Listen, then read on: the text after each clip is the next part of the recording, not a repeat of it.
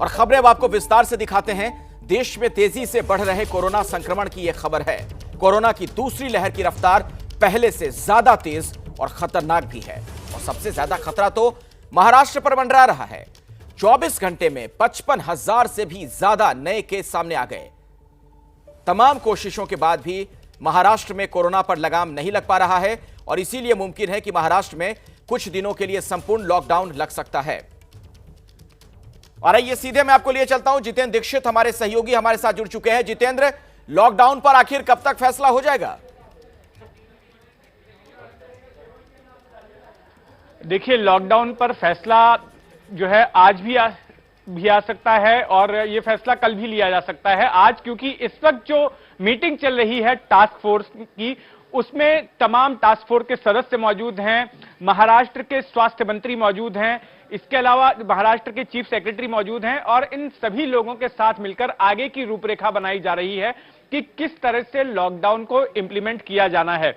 एक बात तो तय है कि महाराष्ट्र में 8 दिन से लेकर 14 दिनों के बीच का लॉकडाउन इंप्लीमेंट किया जाएगा, लेकिन उसके पहले जैसे कि कई पार्टियों ने यह मांग रखी है कि लॉकडाउन के दौरान जो गरीब वर्ग के लोग हैं, जो पिछड़े लोग हैं, उनको असुविधा ना हो, इसके लिए भी इंतजाम सरकार को किए जाने चाहिए। तो उस बारे में भी चर्चा हो रही है कि उनको किस तरह की सहूलियतें दी जाएंगी। मैं आपको बता दूं कि आज आपने अरविंद केजरीवाल दिल्ली के मुख्यमंत्री का बयान सुना होगा, जिसमें वो कह रहे थे कि लॉकडाउन तभी लगाया जाना चाहिए जब अस्पतालों का सिस्टम कोलैप्स हो जाए।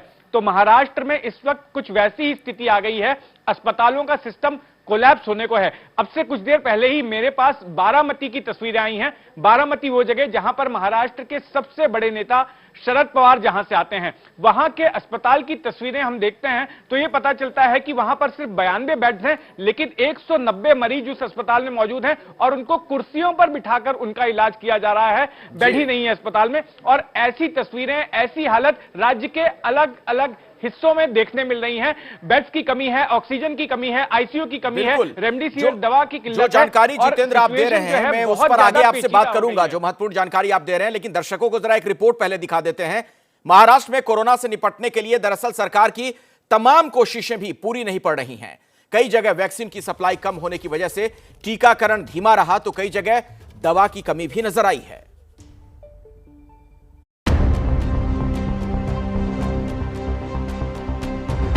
ये मुंबई का बीकेसी जंबो कोविड सेंटर है।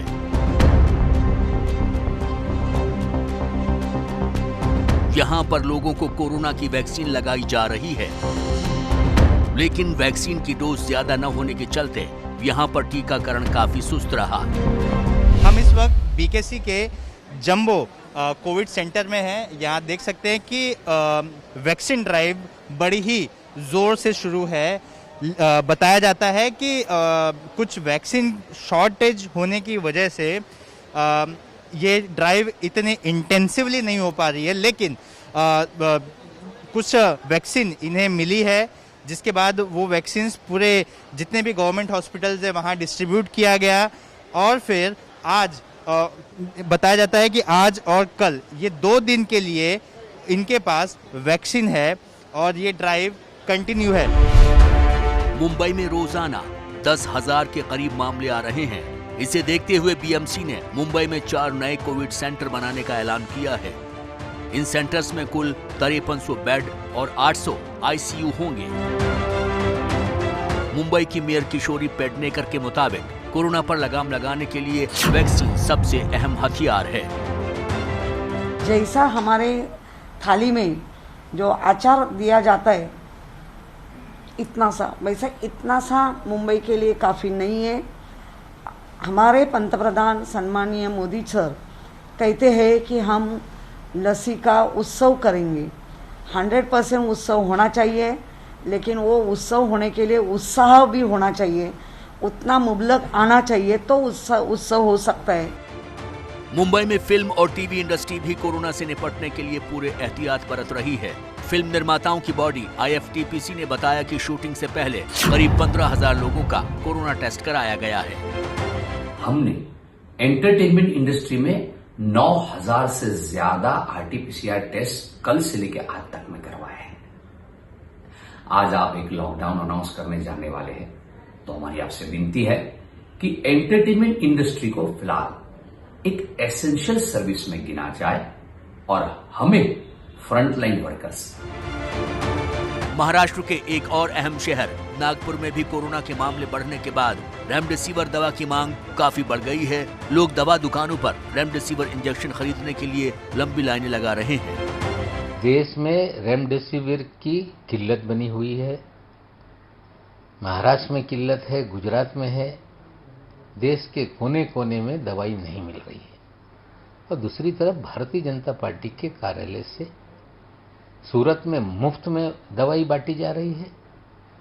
क्या देश में राजनीतिक कारण से ये किल्लत पैदा की गई? बीजेपी को बताना पड़ेगा। मुंबई और नागपुर के अलावा पुणे में भी कोरोना का काफी कहर है। सरकार और प्रशासन की कोशिश है कि कड़े प्रतिबंध लगाकर जल्द से जल्द मामले कम किए जाएं। और महाराष्ट्र में हालात कितने खराब हैं उसकी एक तस्वीर हम आपको दिखाते हैं। यह वीडियो बारामती के सरकारी अस्पताल का है। जरा गौर से देखिएगा। वो बारामती जहां से महाराष्ट्र के सबसे बड़े नेता शरद पवार आते हैं। यहां हालात इतने खराब हो चले हैं कि बेड ना मिलने की वजह से कोरोना के मरीजों को कुर्सी पर बिठाकर उनका इलाज किया जा रहा है। इस अस्पताल में सिर्फ 92 बेड हैं, लेकिन मरीजों की संख्या 190 के करीब है। और सवाल तो यह भी कि 1 साल से ज्यादा वक्त हो गया जब देश इस महामारी से गुजर रहा है। आखिर ये पूरा सिस्टम, ये पूरा तंत्र अब तक क्यों नहीं तैयार हो पाया है? और अब खबर देश की राजधानी दिल्ली से है, जहां पिछले 24 घंटों में कोरोना के 10,774 मामले आ गए और ये एक दिन का सबसे बड़ा आंकड़ा है। दिल्ली में अगर इसी रफ्तार से रोजाना मामले आते रहे तो आने वाले दिनों में अस्पताल में बेड्स की कमी हो सकती है। दिल्ली में कोरोना के बढ़ते मामलों पर लगाम लगाने के लिए अरविंद केजरीवाल सरकार ने कमर कस ली है। केजरीवाल के मुताबिक दिल्ली में कोरोना को फैलने से रोकने के लिए 3 स्तर पर काम किया जा रहा है। उन्होंने कहा कि कोरोना के मामले बढ़ने से रोकने के लिए कोरोना के प्रोटोकॉल फॉलो करने होंगे, मास्क पहनना होगा और ये भी कहा कि जरूरत पड़ने पर ही घर से बाहर निकलें। नवंबर के महीने में हम एक पीक देख चुके हैं। नवंबर के महीने में जो पीक आई थी वो 8,500 केसेस की थी। आज हम ऑलरेडी 10,700 केसेस क्रॉस कर चुके हैं। तो ये नवंबर से भी ज़्यादा खतरनाक इस वक्त की पीक है। दिल्ली में कोरोना ऐप आज भी काम कर रहा है। इस ऐप से किस अस्पताल में कितने बेड मौजूद हैं वो पता किया जा सकता है। केजरीवाल का कहना है कि अगर किसी को अस्पताल जाने की जरूरत है तभी अस्पताल जाएं, वरना अस्पतालों में सीरियस मरीजों के लिए बेड की कमी हो जाएगी।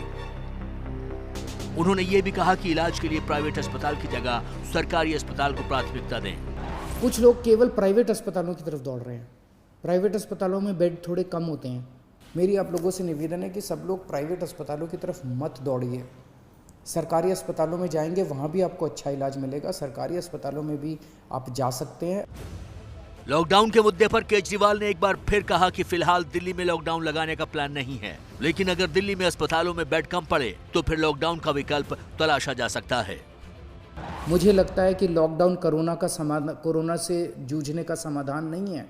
लॉकडाउन किसी भी सरकार को तब लगाना चाहिए जब उसकी अस्पतालों की व्यवस्था कोलैप्स कर जाए और उसको ज़रूरत हो कि लॉकडाउन से कोरोना की गति धीमी हो जाती है। अभी अस्पताल की व्यवस्था हमारे कंट्रोल में है। आपका सहयोग चाहिए। अगर आपका सहयोग मिलता रहा और अस्पताल की व्यवस्था काबू में रही, हमें दिल्ली में लॉकडाउन लगाने की जरूरत नहीं पड़ेगी। दिल्ली में पिछले कुछ दिनों से 1,10,000 टेस्ट रोजाना हो रहे हैं। फिलहाल सरकार कोरोना टेस्टिंग और कॉन्टैक्ट ट्रेसिंग को ही सबसे मुख्य हथियार मानकर काम कर रही है।